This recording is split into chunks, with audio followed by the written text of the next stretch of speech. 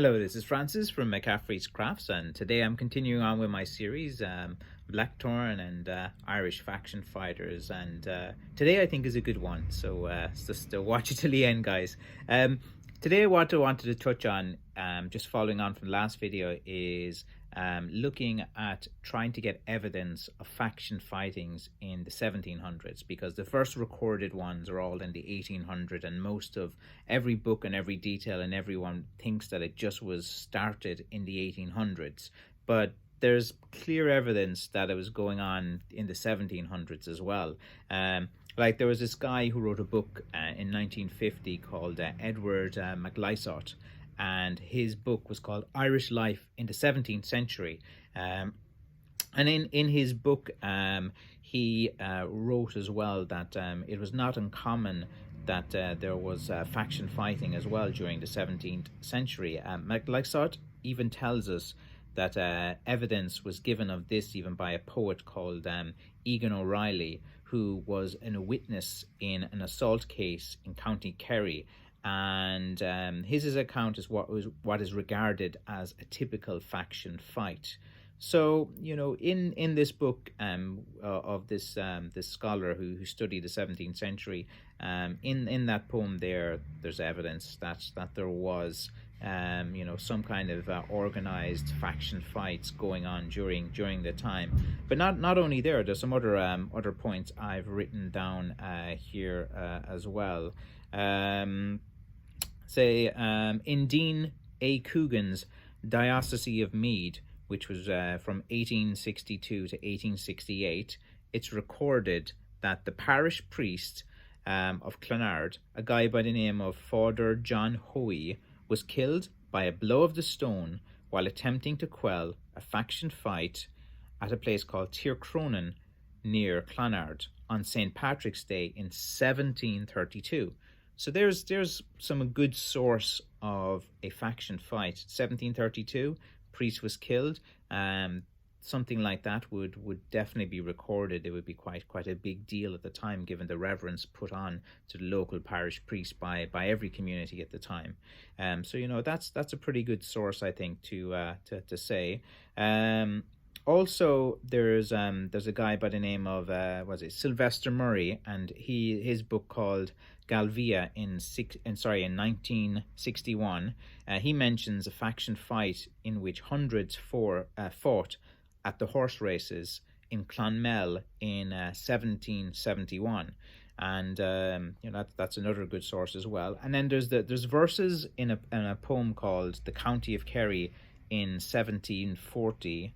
And this poem was written by a Kerry poet called Murrow O'Connell, and he did indicate local landlords who quarrel at fairs and patrons that were often resolved by the cudgels of their tenants wielded in combat. So here's a poem describing events between country fairs. All the evidence suggests that this is a faction fight. Faction fights are always around fairs in the 1800s. We know that landlords used to bet and have contests with other areas with their local fighters as well. So for me, look, there's a multitude of evidence there in the 1700s that there was faction fighting going on well before it was even thought of or recorded officially, you say, by the British in the 1830s. So I've actually found the poem, so I'll read it to you if you guys want to hear it. It's kind of written in an old style, so if I mungle up any words, just take no notice of it. So here's your man's Murrow O'Connell's poem. I'll leave you with this today. I think it's quite interesting because you get a kind of impression of what was going on. Before Desmondans would their cudgels yield, with saplings they would try the doubtful feld. No skimpsker can pierce that hardened wood, which many a fight at fairs and patron stood. A broken skull ensues at every stroke. They'll bend with blows, but never can be broke. Oft have I seen two landlords at a fair, where tenants with their sheep and cows repair. A quarrel first bequeathed themselves create, then urge their clans to end the fierce debate. Off go the hats and coats, the fight begins. Some strikes the head, some strike the heads, while others strike the shins. The winding cudgels round their foreheads play. They need no leaders to begin to fray. Where'er the brave O'Donoghues engage. Sorry, I've written down here. Well known with cudgels, such brave fights to wage, all must submit until their stiffening blows, unless the O'Sullivans their sticks oppose. Then victory on either side devise, no enmity of either party seen, till the next meeting on some neighbourhood green. Okay, so look, that's a poem that has some great detail in it if you actually kind of look at it. Okay, I sounded a bit weird reading it out, but like they're going on about the O'Donoghues and the O'Sullivans, two very well-known Kerry families. The O'Donoghues, you know, around Killarney and stuff, and O'Sullivans, they kind of originated more from kind of Sneem and that side of Kerry. You know, talking about how they used to fight, that they used to wield it over their heads. So if you're thinking about someone, you know, so obviously when they're fighting, they have cudgels, which are the short sticks, which, you know, let's see, you know, they might have cudgels, little small sticks like this, some with knobs, all different shapes and sizes, and they're wielding over their heads ready to go. So it suggests, like, you know, when they're getting to have a faction fight, you know, the starting position is this, the stick is displayed up high, like they're not holding it like, you know, in close quarter, they're holding it ready to go, like, you know. So I find that quite interesting as well, that they're, you know, like this, you know, the dispute between landlords, the culture around the fairs. A fair is where Irish people would buy and sell sheep and cattle and everything.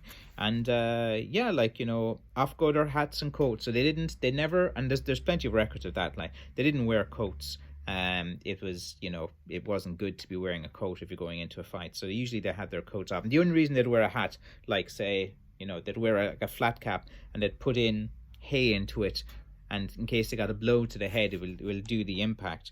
But yeah, I like that. I like that poem in that it's quite descriptive if you kind of go through it, and with the cudgels and with the six and the two families that, you know, the O'Sullivans, the O'Donoghues would be two very big, well-known kind of Kerry families at the time. So yeah, like I kind of liked this kind of video today because again, it's so hard to find out information in Ireland historically, like, and the sources are usually not great, but there are a few very good sources that I found that I think are pretty good, like, you know, the death of a parish priest, various poems that are descriptive and that give very, you know, relevant information at the time as well, and a few of the writers there from, you know, 70-80 years ago when they had researched it, what they had found as well. So I'll leave it at that today. So there is evidence in the 1700s, you know, that's faction fighting was well going. Like, it might have been there beforehand, like, you know, who knows, you know, the kind of true origins or how far it goes back. But you know, then I just wanted to emphasize that. And look, I'm waffling on again towards the end, so I'll let you guys go. Thanks for watching, and I hope you enjoyed this series. I'll keep trying to research things and find like interesting nuggets that I find more interesting. Okay, thank you.